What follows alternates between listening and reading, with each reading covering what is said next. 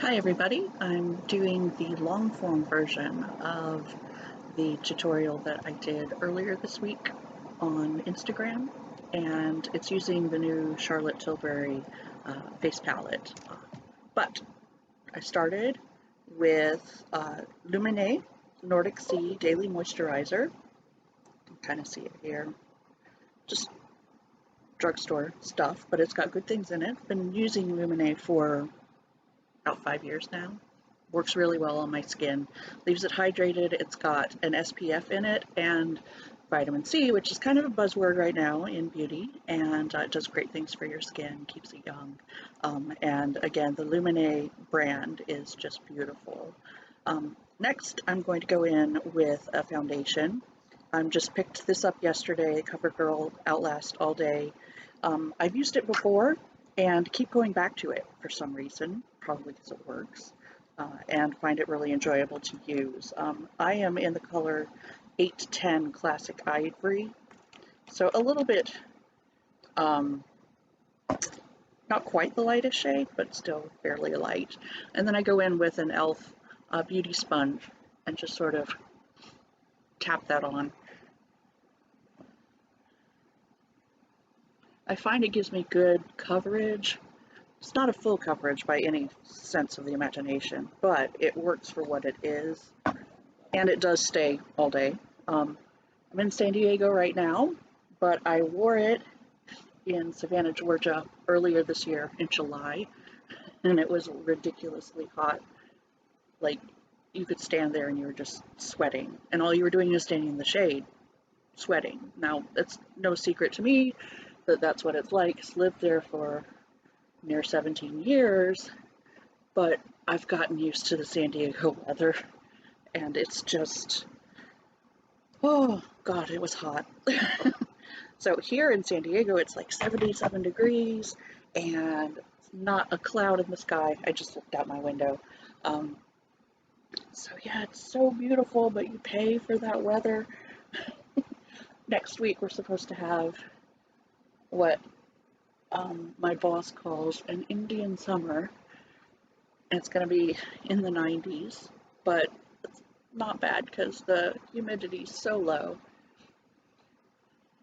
All right, well, you see how quickly that went on.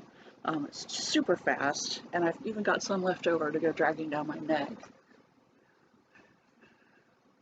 Just move it and press it, and I have found that with this sponge, I've wet it first, just in the sink, and it's not a big deal, and then squeezed it dry on a towel. And if I need more coverage, I just sort of push a little harder, and if I need less coverage somewhere, I just sweep. It helps a lot.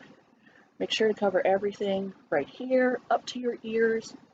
If you're wearing a color on your face that is significantly different from your natural skin color, let's say you're trying to match your face to your chest, which might be a little more tan, don't forget your ears, because that's the surest way to make it known that your foundation does not match your face.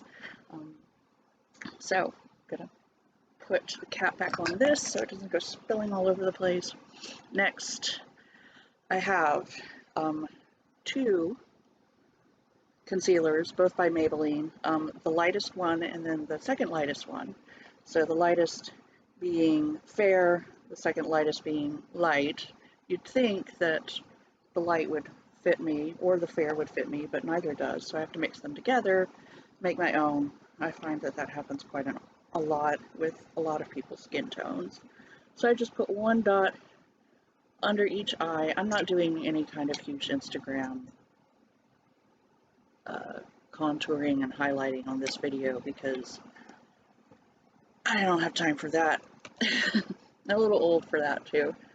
So just a little dot will do me. Go on, use a fluffier brush. This one I got several years ago, and it's an eyeshadow crease brush actually, but it works beautifully for blending my concealer just right on my face. I don't care. And this concealer It's soft. We've heard people say it's a dupe for a NARS concealer, but I don't believe that. The NARS concealer has far more shade range, but it is soft, and it's never really run on me after I've placed it where I want it, so long as I just sort of let it dry a little bit and then powder it afterward. No big deal. It's my usual modus operandi for makeup. Now, I do things a little bit differently. I like to go in with my eyeliner after I finish with my concealer, but before I powder. And today, using Maybelline again, it's pretty good. So Maybelline Unstoppable in the color Espresso. I didn't want a black, so I chose a deep brown. And I just sort of press it right up against the eyelash. A thin line, no wing necessary. Drag it out just a little bit past the end of my eye.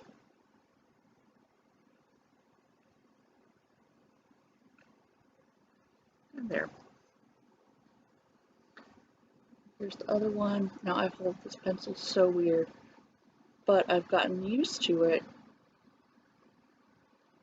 When I did wear glasses, I found that I had to hold the mirror up so close to my face so I could see that I could not put my hand in between the mirror and my eyes because it was too much space and I wouldn't be able to see because my eyesight was just that bad. So now that I've had eye surgery, got LASIK about this time last year, I have 20/15 vision. It's beautiful, I adore it, but I have not been able to get out of the practice of holding my eyeliner that way. So it works, why not? Now that that is applied, I'm also going to use Maybelline brow pencil. This one's really cool because on this end I have pencil, but on this end, if you can unscrew it, you get a little powder, which is really cool. On days you want to be just a little bit extra, you can use both, but today I'm just using the pencil. I found if I want a really soft look, I use just the powder end. This one is in the color Blonde, and it matches pretty well. I'm a redhead, but I'm sort of starting to fade, and then part of my hair is starting to go white, which is super fun. I've got this great streak going on my forehead right now, so starting to look like Anna from Frozen. It's super fun for my daughter. She's 4. Of course, Frozen 2 just came out or is coming out. It's all over the stores, and that is all that Alice wants. It's Frozen 2 stuff. So that went on really easily. You can see the shape, just sort of following what I have naturally there, not drawing in anything insane. No Instagram brows here. Not that that isn't a great look. It's just, I'm just hanging out with my kid today. We're going to the San Diego Zoo tonight. Zoo's staying open. They're lighting it up for Halloween, which is really fun. A lot of little, like a dance party going on there for the little kids. Everybody dresses in costume. And kids just have such a great time at the zoo. Anyway, that when it's lit up for night and they get to dance and play and have fun, it's even better. And then they're all really, really cute in their little costumes. So Alice is going as a unicorn. It's unicorn everything at our house right now. I'm not crying, I'm just sort of blotting my concealer before I powder. That's one tip. If you find that your concealer is a beautiful color for you, and it's creamy and it works for what you need for it to do, but it's just a little bit too emulsified, it's too liquidy. After you put it on and you let it dry a little bit, just dab it with a little bit of tissue paper or a little toilet paper, whatever you've got at hand. Dab it, and then that soaks up some of the extra moisture that might be making your concealer slide down your face, which happened to me before I discovered that little trick there. Now I've just taken a little powder. This is the Clean Powder Foundation from CoverGirl on just a regular powder brush, and I go over everything very lightly.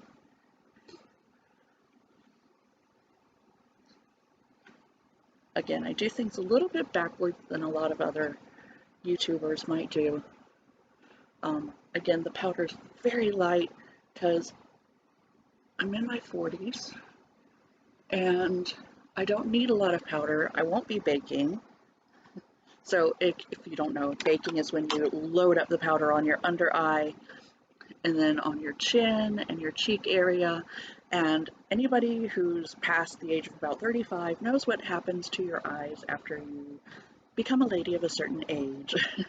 And that is, your eyes become crepey underneath, and any kind of powder that you put on it, you risk having those wrinkles, that crepiness, even more exaggerated. And it's a look, but it's not the look that I want. So I want to remain youthful under that, under eye area, and help myself as much as possible. So now we are turning out the Charlotte Tilbury Instant Look in a palette, and I showed this to everyone earlier this week on Instagram, and I'm very excited about it. I did a little mini tutorial, silent get ready with me, where everybody could see how it looked almost in real time, and it took 10 minutes. So we're starting again, going into number 1 where it says face with a Real Techniques 300 brush. This was a blush brush, but I found that it's the perfect angle for stippling in bronzer. And honestly, with me being as pale as I am, I can make this into a contour pretty easily. Just following my cheekbone right underneath it. So I'm not taking it too far down. And then just a little dip back in, taking it on either side of my nose, just to make the nose look a little bit thinner. I'm not even really contouring with it, more as like shading with it. I'm not carving anything out on my nose because I like my nose just fine the way it is.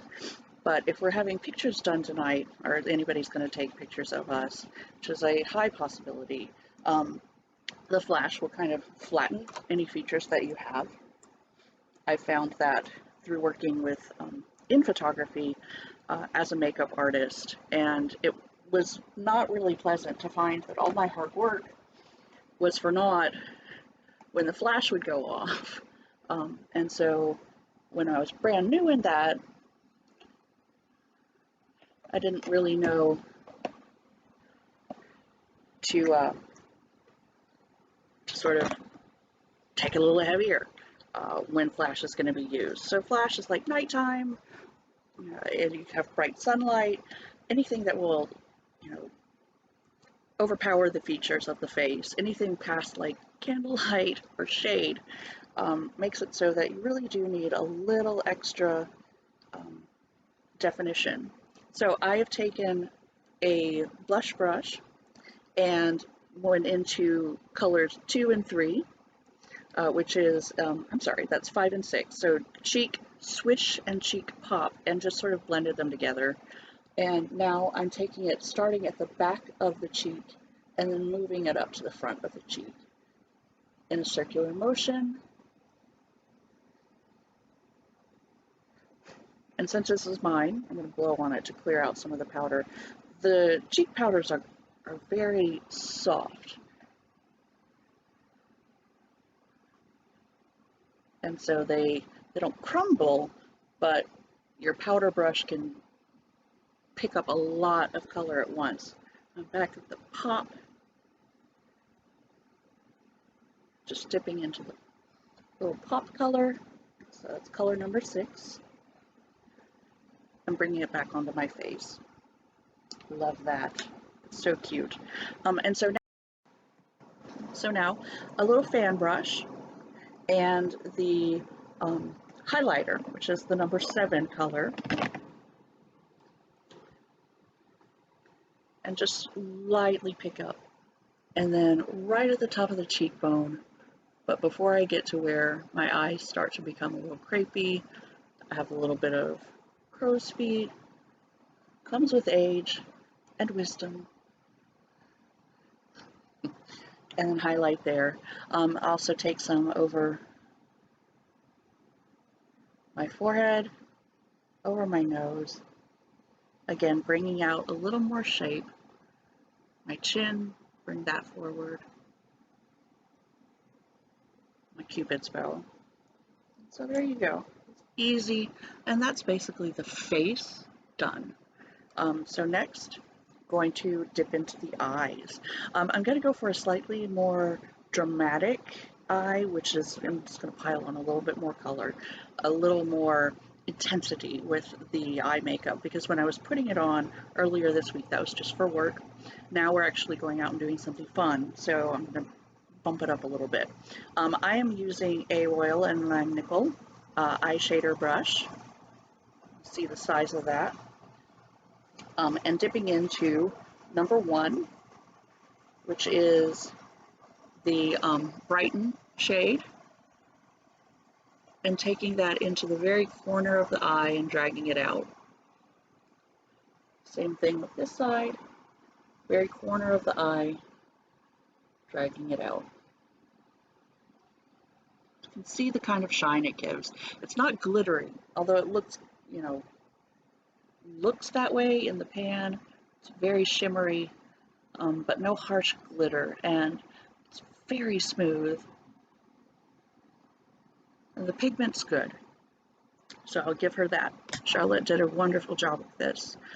Next, I'm going in again with another Royal and Langnickel brush. This time it's double-sided, crease brush on one side, smudge brush on the other. Using the crease brush in number 2, tapping off a little excess, and then taking half the eyelid and dragging it back out. So we've got a little bit of a deeper look this time.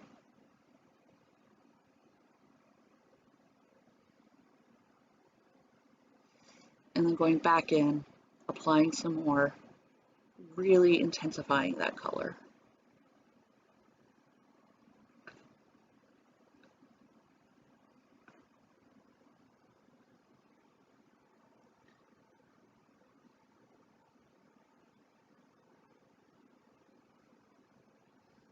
And really blend out well.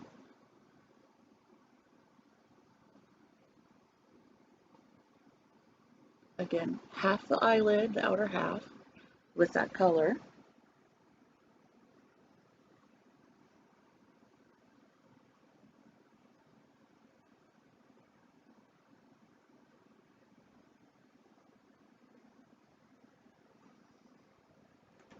And now you can use the other side of the brush to sort of meld the two together. If you want to go back in with your light shimmery shade, to drag it back out, nothing's stopping you. Just use whatever means necessary to blend it, make it look seamless.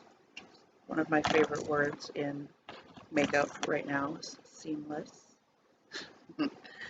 And now what you can do is take the other side of your brush, need a smudge brush is what it would be called, and then back into the palette for the smoke version. So it's number 3, smoke. And then I take this right next to the eyeliner that I had applied before and sort of go over it, deepen the eyeliner, soften it, really draws some great emphasis.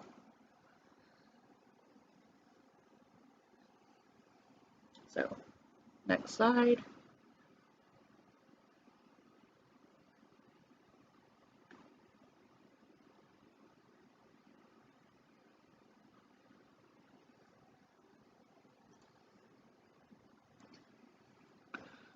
Going back in, blending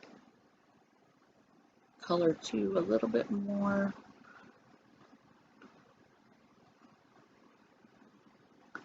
It's really pretty. Now, since it is going to be evening, I'm going to take smoke again on the same blending brush, little crease brush that I had, and sort of carving out a little bit of a crease, deepening the corner of the eye. So carve a little bit, and then the circles, carving, little windshield wiper motion, and circles. You can see how it deepens it up just a little bit. This is really a gorgeous palette. So now I'm going to take, again, the smudge version, back into 2 and back into 3, tapping off excess, taking it under my eye, and just sort of tapping it into place so it's not too heavy, but I still get some great color there. Back into 2, back into 3. Moving up a little closer. I'm filming this on my computer, which is super not fun.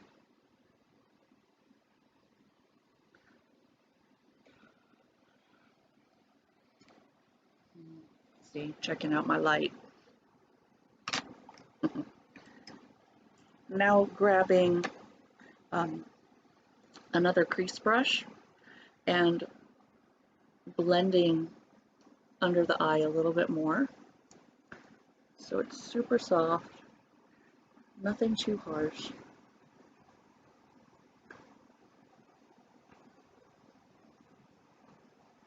There, worked great. I'm going to go back into my eyeliner, and I'm going to line the waterline underneath and above.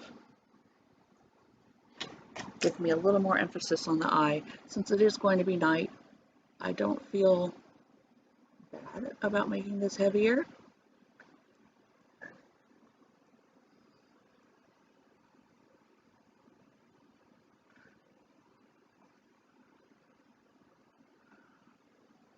So that's the tight line at the above, and then the tight line at the waterline.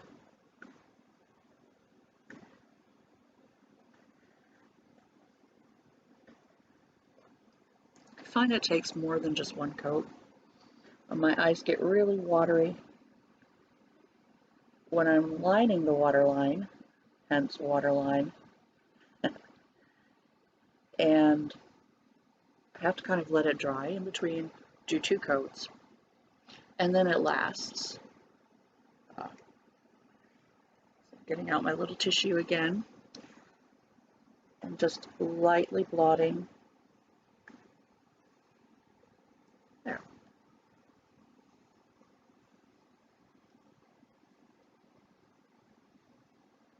Coat number 2.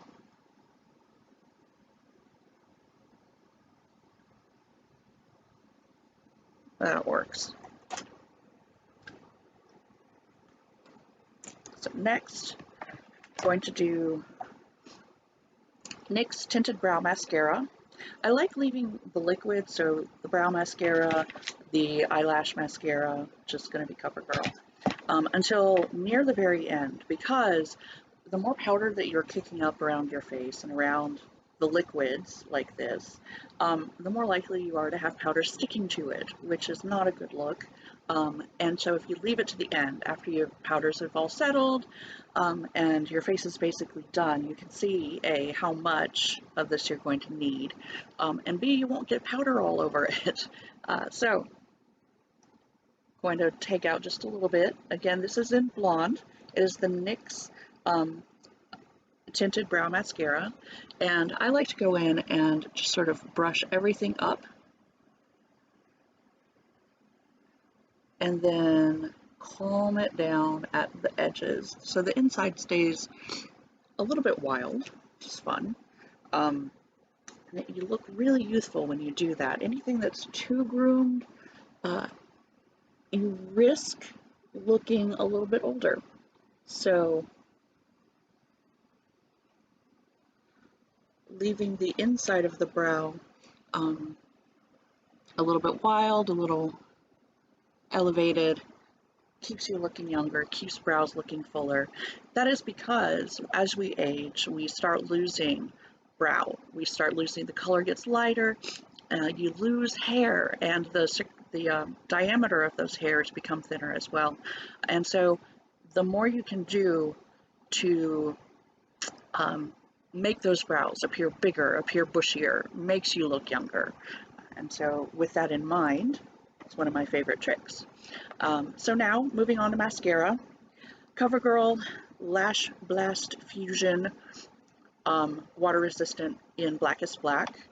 Not my favorite. I'd prefer the green tube, and in fact I'll be going back to it after I finish with this tube of mascara. I just like that one better. It's the Clump Crusher version. So going in, mascara time, yay! I find I have to use 2 coats of this to make it look the way I want for it to. So there's coat 1.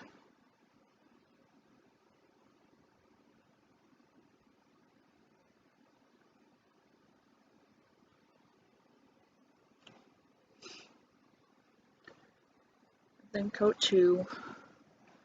Now it is best if you're going to layer the mascara, don't wait until it's dry to do a second coat. That is because that's when you start risk making your lashes look like burnt twigs.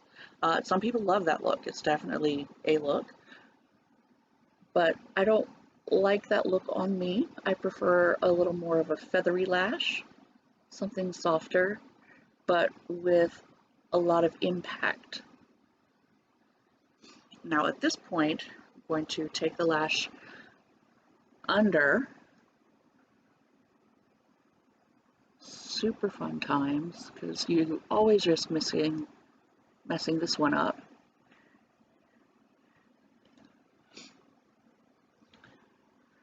And then this side. And doesn't everybody have a mascara face? I find that my jaw sort of goes slack, and I look like my IQ's dropped about 20 points whenever I'm applying mascara. Don't know why that is. So I'm going to go into lip liner now.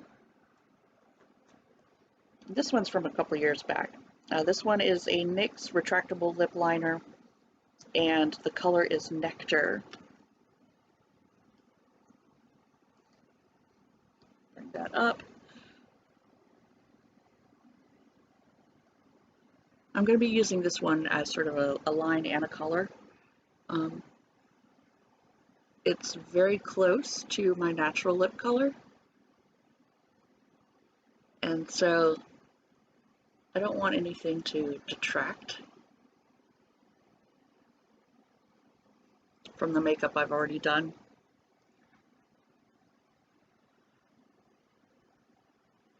I'm not going to overline or anything. Again, in my early 40s, don't really find it necessary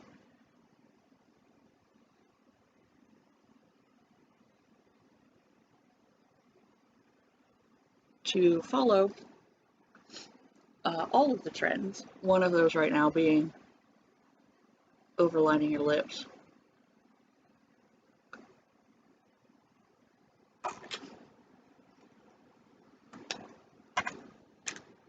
Then, since I used a lip liner as my basic lip color, I'm going to pull out EOS,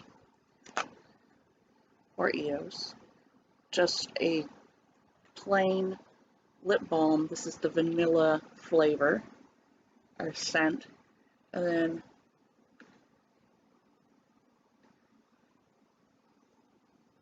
So sometimes if you're using a lip liner as your lip color and you find that it's a little bit too drying, you can put a lip balm over it without it moving terribly, and you've got a beautiful lip color.